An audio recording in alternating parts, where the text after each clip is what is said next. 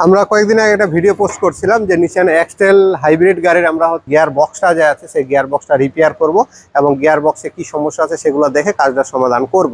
আমরা এই গাড়িটার অনেক রকমের সমস্যা পেয়েছি, কারণ এই গাড়িটা আরেকজন খুলছিল এবং সেই সাথে এই গাড়িটা এলপিজিও করছিল।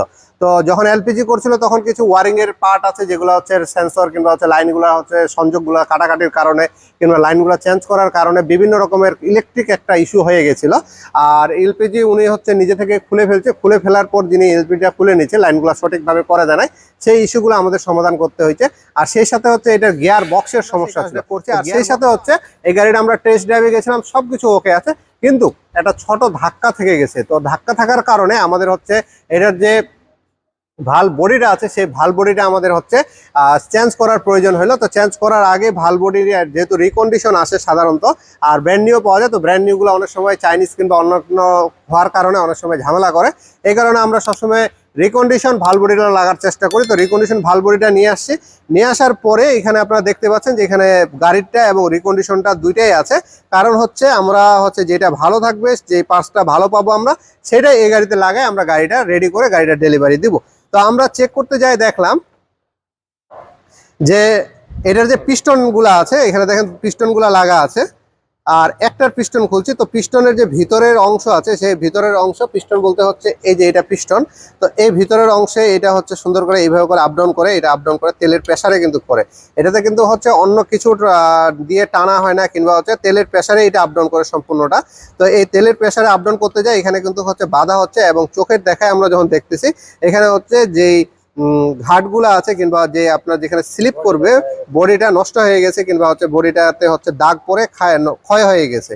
তো এই ক্ষয় হওয়ার কারণে যখন এটা ঠিক মতন স্মুথ খেলতে পারতেছে না, কারণ এখানে যেহেতু তেল দিয়ে প্রেসার দেওয়া হচ্ছে, তেলের প্রেসারে এই কারণে যখন স্মুথ সে গিয়ার শিফটিংটা করতে পারতেছে না কিংবা তেলের প্রেসারটা সঠিকভাবে দিতে পারছে না, তখন গাড়িতে শুরুতে একটা ছোট্ট ধাক্কা দিয়ে দিচ্ছে।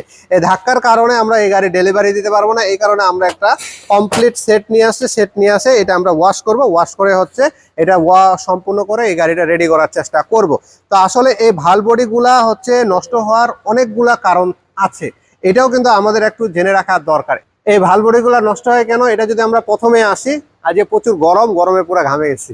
তো যাই হোক, এই ভাল বডিটা নষ্ট হওয়ার পিছনে অনেকগুলা কারণ আছে। এর মধ্যে প্রথম কারণ হইলো যে আমরা যে গিয়ার অয়েলটা আছে, আমাদের যে ট্রান্সমিশন অয়েলটা আছে, সেই ট্রান্সমিশন অয়েলটা কিন্তু আমরা ঠিক মতন চেঞ্জ করি না।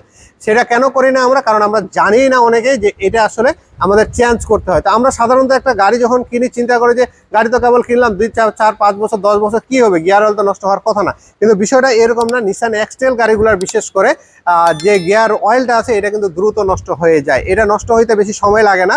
আমরা সবসময় আগের ভিডিওতে বলে আসছি যে প্রতি বছর আপনার গিয়ার অয়েলটা চেঞ্জ করবেন, কিন্তু বর্তমানে আমরা দেখতেছি ইদানিং যে 7-8 মাস চলছে সেই গাড়িরও কিন্তু গিয়ার অয়েল খারাপ বের হয়ে যাচ্ছে।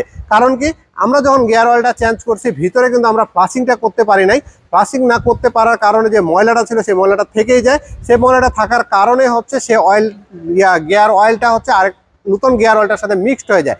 এই মিক্সড হয়ে যাওয়ার কারণে আমাদের গাড়ির গিয়ার অয়েলগুলা 6-7-8 মাসের মধ্যে নষ্ট হয়ে যাচ্ছে। তো আপনারা যদি পারেন, এই গিয়ার বক্সগুলার যেহেতু হিউজ দাম, রিপেয়ার করতে গেলে অনেক টাকা লাগতেছে, তো সেইভাবে যদি আপনারা পারেন তাহলে আপনারা চেষ্টা করবেন যে আপনাদের গাড়ির গিয়ার অয়েলটা একবার চেঞ্জ করার পরে 6-7 মাস কি 8 মাস পরে আরেকবার একটু টাকা বেশি লাগলেও চেঞ্জ করে নেবেন। কারণ যেহেতু 14-15 হাজার 16 হাজার টাকার মধ্যে গিয়ার অয়েলটা চেঞ্জ করা যায়, আর গিয়ার বক্স নষ্ট হয়ে গেলে 1.5 লাখ থেকে শুরু করে আপনার 11 লাখ পর্যন্ত এটা কস্টিং চলে আসে। সেহেতু এই টাকাটা খরচ করা মনে হয় না খুব বেশি হবে। তারপরের বার থেকে আপনারা প্রতি বছর চেঞ্জ করলে হয়তোবা গিয়ার অয়েলের যে ময়লাটা ছিল সেটা ওই 6-7 মাস 8 মাসের মধ্যে চেঞ্জ করলে পরবর্তীতে হয়তোবা ফ্রেশ থাকার কারণে গিয়ার বক্সটা কিংবা গিয়ার অয়েলটা নষ্ট হবে না, গিয়ার বক্সটাও ভালো থাকবে। আর এরকম ভাল বডিগুলো নষ্ট হবে না, কারণ এই ভাল বডিটা যেহেতু তেলের কারণেই সমস্যা হয়, সেহেতু আমাদের এই ভাল বডিগুলোকে ভালো রাখতে গেলে অবশ্যই আমাদের গিয়ার অয়েলটাকে চেঞ্জ করতে হবে। আর সেই সাথে গাড়ি যিনারা চালান অবশ্যই রেডি পিক আপটাকে অ্যাভয়েড করবেন। গাড়ি অবশ্যই সকালবেলা 5 মিনিট আগে স্টার্ট করে রাখবেন, এসি এবং গাড়ি স্টার্ট করে রেখে গাড়িটাকে 5 মিনিট সময় দিবেন। তার সাথে আপনারা গাড়ির যদি আনুষঙ্গিক কাজ থাকে, গাড়ি একটু ডাস্টার মারার প্রয়োজন হয়, স্টার্টটা করে নিয়ে আপনারা এই কাজটা করবেন। আর গাড়িটাকে একটু গরম হইতে দেওয়ার একটু চেষ্টা করবেন। সেক্ষেত্রে হয়তোবা এই গাড়িগুলার হচ্ছে গিয়ারের ইস্যুগুলো খুবই কম হবে। যখন আমরা ইউজারদেরকে আমরা এই কথাগুলো বলে দিই কিংবা নিয়মগুলো বলে দিই, যিনারা এই নিয়মে গাড়ি চালায় ওনাদের গাড়িগুলার বিশেষ সমস্যা দেখা দেয় না।